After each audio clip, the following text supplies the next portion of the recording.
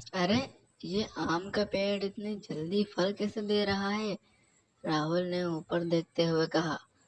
गांव की उस दोपहर में धूप तो तेज थी, लेकिन पुराने बरगद की घनी छाया ने घर के आंगन को एक ठंडी गुफा बना दिया था। आंगन के बीचों बीच एक पुराना हैंडपंप था, जिसकी लोहे की पाइप पर समय की धूल जमी हुई थी।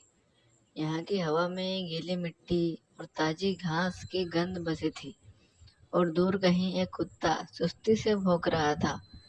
यह वह जगह थी जहाँ समय जैसे ठहर जाता था, जहाँ शहर की भागदौड़ सिर्फ अखबार की खबरों में सुनाई देती थी। राहुल अपने बड़े भाई के घर छुट्टियों में आया था। वह शहर में पढ़ता था, इसलिए गांव की यह धीमी रफ्तार उसे सुकून देती थी। उसके भाई के घर में हर चीज एक व्यवस्थित क्रम में थी, और उसकी भाभी माया घर की उस धुरी की तरह थी जो सबको एक साथ जोड़ कर रखती थी। माया स्वभाव से बहुत शांत और मिलनसार थी, और राहुल के लिए वह एक दोस्त की तरह थी जो उसकी हर शरारत पर बस मुस्कुरा देती थी। उस दिन माया रसोई में दोपहर का खाना बना रही थी। रसोई की खिड़की से बाहर का नजारा साफ दिखाई दे रहा था, यहाँ के बगीचे की हरियाली झलक रही थी। राहुल वहीं पास के एक बरामदे में बैठा था, अपनी किताब पढ़ रहा था, लेकिन उसका ध्यान बार बार रसोई से आने वाली सौंधी खुशबू की ओर जा रहा था। उसने देखा कि माया ने हल्के नीले रंग की सूती साड़ी पहनी थी, जो उनके व्यक्तित्व की सादगी को और बढ़ा रही थी। उनके चेहरे पर एक ऐसी चमक थी जो शहर की किसी भी कृत्रिम रोशनी से कहीं अधिक उज्जवल और स्वाभाविक थी। तभी माया ने बाहर झांकते हुए आवाज दी, राहुल, जरा यहाँ आना। देखो तो सही, ये रसीले आम पक गए हैं क्या? राहुल उत्सुकता से उठकर अंदर गया। रसोई के स्लैब पर एक बड़ी टोकरी रखी थी, जिसमें ताजे सुनहरे आम रखे थे। जब राहुल ने एक आम को हाथ लगाकर देखा, तो उसे महसूस हुआ कि वह वाकई बहुत नरम और पका हुआ है। माया ने मुस्कुराते हुए एक टुकड़ा काटकर खिलाया, और उस मिठास से दोपहर की तपिश को जैसे एक पल में मिटा दिया था।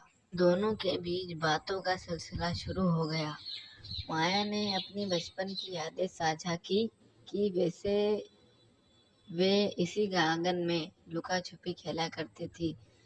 राहुल को यह जानकर हैरानी हुई कि उसकी भाभी भी कभी उतनी ही शरारती थी जितना कि वह खुद है। इस बातचीत के बीच एक ऐसा अनकहा जुड़ाव बन रहा था जो शब्दों से परे था। वह माहौल इतना सहज और आत्मीय था कि राहुल को महसूस हुआ कि रिश्तों की असली गहराई इन्हीं छोटे छोटे पलों में छिपी होती है। दोपहर ढलने लगी और घर में एक अजीब सी शांति छा गई। भाई के शहर वापस जाने के बाद घर में सिर्फ वे दोनों और कुछ बुजुर्ग थे। एक शाम जब बिजली गुल हो गई और पूरा घर अंधेरे में डूब गया, राहुल ने देखा कि माया दिया जलाने के लिए कमरे में आई। उनकी आंखों में एक चमक थी जो उस मंद रोशनी में और भी गहरी लग रही थी। उन्होंने धीरे से राहुल के कंधे पर हाथ रखा और कहा, तुम शहर जाकर बदल तो नहीं जाओगे ना? उनकी आवाज में एक ऐसी कोमलता थी जिसने राहुल के दिल की धड़कन को एक पल के लिए बढ़ा दिया था। उस रात बारिश शुरू हो गई, जो गांव की मिट्टी को एक नई खुशबू दे रही थी। अगले दिन सुबह जब राहुल जागा, तो उसने देखा कि माया रसोई में नाश्ता बना रही थी। वह आज कुछ ज्यादा ही खुश लग रही थी। उन्होंने राहुल को पास बुलाकर एक कटोरे में ताजे कटे हुए आम दिए। जब राहुल ने वह आम खाया, तो उसे एहसास हुआ कि यह स्वाद पहले से कहीं ज्यादा मीठा और रसीला था। माया की मुस्कुराहट में एक अलग तरह का निखार था, जैसे वे राहुल की मौजूदगी का पूरा आनंद ले रही हो। दोपहर के समय जब घर के बाकी लोग आराम कर रहे थे। राहुल ने देखा कि माया अपने कमरे में अलमारी ठीक कर रही थी। अचानक उनका पैर एक छोटे स्टूल से फिसल गया और वह लड़खड़ा गई। राहुल फुर्ती से आगे बढ़ा और उसने उन्हें थाम लिया। एक पल के लिए दोनों की नजरें मिली और कमरे में एक खामोशी छा गई, जिसमें धड़कनों की आवाज साफ सुनाई दे रही थी।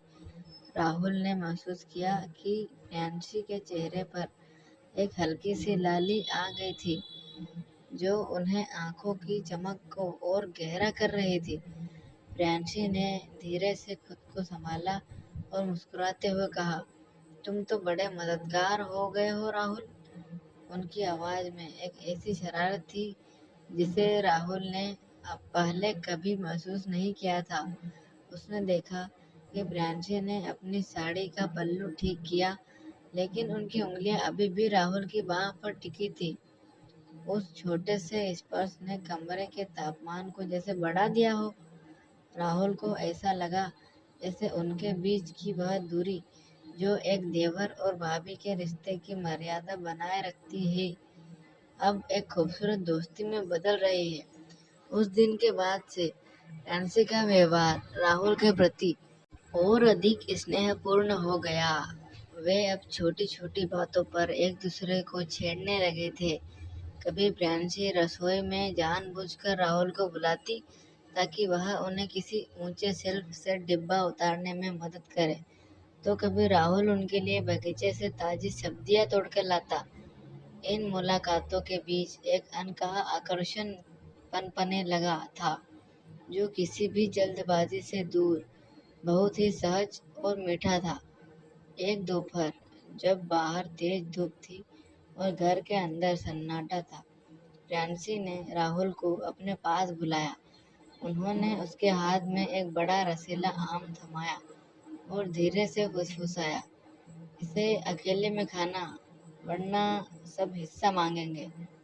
राहुल ने जब उस आम को देखा तो उसे समझ आया कि प्रियांशी केवल फल की बात नहीं कर रही थी, बल्कि यह उनके बीच साझा किए गए उन गुप्त पलों का संकेत था, जो अब धीरे धीरे बढ़ रहे हैं। उस आम की मिठास ने राहुल के मन में एक नई उत्तेजना जगा दी। प्रियांशी की आंखों में एक ऐसी चमक थी जो अब साफ तौर पर कह रही थी कि वे राहुल के साथ बिताए हर लम्हे का आनंद ले रही है। उन्होंने अपनी साड़ी का पल्लू कंधे पर टिकाया और राहुल के करीब आते हुए कहा, शहर में तुम क्या क्या पढ़ते हो राहुल? क्या वहाँ भी ऐसा आम मिलता है?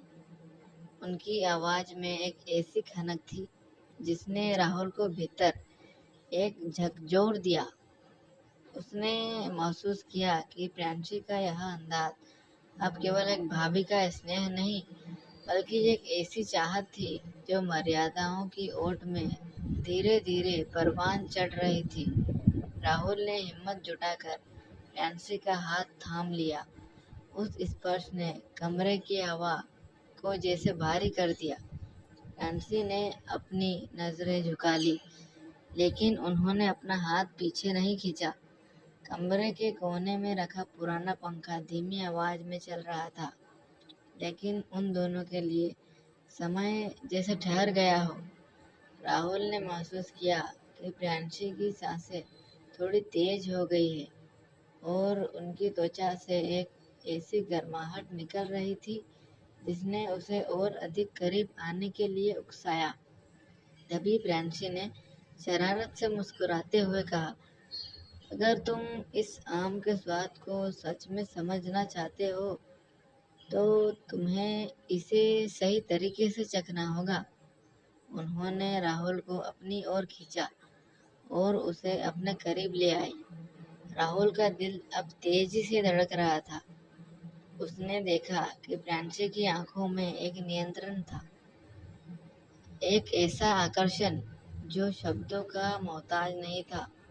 उस पल में उनके बीच की वह दूरी और भी कम हो गई और राहुल को महसूस हुआ कि यह रिश्ता अब एक नए और अधिक गहरे मोड़ की ओर बढ़ रहा है। जैसे ही राहुल ने प्रियांशी के चेहरे को अपने हाथों में लिया, उसने महसूस किया कि उसकी त्वचा किसी मखमली कपड़े की तरह कोमल थी। फ्रांसी ने अपनी आंखें बंद कर ली और एक गहरी सांस ली। कमरे में अब केवल उनकी धड़कनों का शोर था और बाहर तपती दोपहर की खामोशी। दोनों के बीच एक ऐसा खिंचाव था जिसे अब रोका नहीं जा सकता था। राहुल ने धीरे से उनके माथे को चूमा और फ्रांसी ने एक धीमी आह भरी, जैसे उन्हें उसी लम्हे का इंतजार था। फ्रांसी ने अपनी आंखें खोली और एक शरारत भरी मुस्कान दी। राहुल की ओर देखा। उन्होंने धीरे से उसके कान के पास झुककर फुसफुसाया, शहर के लड़कों को तो बस किताबों का ज्ञान होता है, लेकिन गांव के आमों का असली स्वाद तो सिर्फ उन्हें पता होता है जो उन्हें धैर्य से चखना जानते हैं। उनकी बातों ने राहुल के भीतर एक नई हलचल पैदा कर दी। उन्हें महसूस हुआ कि फ्रांसी अब केवल शब्दों से नहीं, बल्कि अपनी पूरी मौजूदगी से उसे अपनी ओर आकर्षित कर रही थी। तभी फ्रांसी ने राहुल का हाथ पकड़कर उसे कमरे के उस कोने की ओर ले गई जहां एक पुराना बड़ा सा संदूक रखा था। उन्होंने संदूक का ढक्कन खोला, जिसमें से पुराने कपड़े की एक सौंधी महक आई। उस संदूक के अंदर रेशम के कुछ कपड़े और कुछ पुराने गहने रखे थे। फ्रांसी ने एक गहरे लाल रंग की रेशमी साड़ी निकाली और उसे राहुल के हाथ में थमाते हुए कहा, इस साड़ी की चमक देखो, बिल्कुल वैसी ही जैसे पका हुआ आम चमकता है। क्या तुम्हें लगता है कि यह मुझ पर जचेगी? राहुल ने उस साड़ी के मुलायम कपड़े को अपनी उंगलियों से छुआ और फिर फ्रांसी की आंखों में देखा। उसके मन में एक अजीब सी बेचैनी और उत्साह का मिश्रण था। उसने धीरे से कहा, आप पर तो सब कुछ जचेगा फ्रांसी। इस बार उसने भाभी शब्द का इस्तेमाल नहीं किया और इस छोटे से बदलाव ने उनके बीच की दीवार को पूरी तरह ढहा दिया। फ्रांसी की आंखों में एक चमक आ गई और उन्होंने अपनी साड़ी का पल्लू थोड़ा और ढीला कर दिया, जिससे उनके गले और कंधे की सुराही और भी स्पष्ट हो गई। अचानक फ्रांसी ने राहुल को अपने और करीब खींच लिया, इतना करीब कि उनकी सांसें अब एक दूसरे के चेहरे पर महसूस हो रही थी। उन्होंने धीरे से राहुल के शर्ट के बटन को छूते हुए कहा, तुमने कहा था कि तुम इस आम का स्वाद चखना चाहते हो, तो फिर इंतजार किस बात का है? राहुल के बिना सोचे उन्हें अपनी बाहों में भर लिया। उस पल में कमरे की गर्मी और उनके बीच का आकर्षण मिलकर एक ऐसा माहौल बना चुके थे जहां जैसे केवल प्रेम और एक दूसरे को पाने की तीव्र इच्छा बाकी थी। फ्रांसी ने अपनी आंखें मूंद ली और अपना सिर राहुल के कंधे पर टिका दिया, जैसे वे दुनिया की सारी फिक्र भुलाकर बस इस लम्हे में खो जाना चाहती हो। जैसे ही राहुल ने फ्रांसी के कमर पर अपना हाथ रखा, उसे उनकी त्वचा की वह गर्माहट महसूस हुई जो किसी तपते हुए सूरज की किरणों जैसी थी। फ्रांसी ने एक धीमी आह भरी और धीरे से राहुल के होठों को अपने करीब महसूस किया।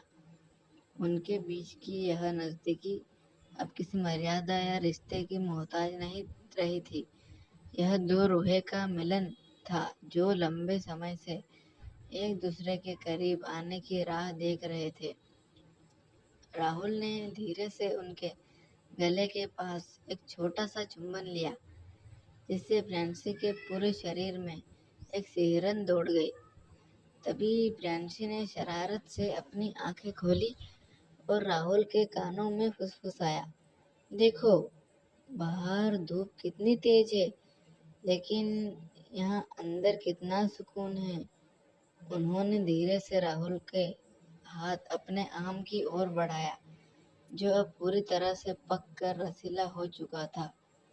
राहुल ने जब उस रसीले आम को महसूस किया तो उसे लगा जैसे उसके भीतर बिजली की एक लहर दौड़ गई है। उस आम की मिठास अब केवल स्वाद तक सीमित नहीं थी, बल्कि वह एक एहसास बन चुकी थी जिसने उनके बीच की हर दूरी को मिटा दिया था। जैसे जैसे समय बीतता गया, कमरे की खामोशी अब उन दोनों की भारी होती सांसों से भरने लगी। प्रियांशी ने राहुल को अपने और करीब खींचते हुए उसे बिस्तर पर धीरे से टिका दिया।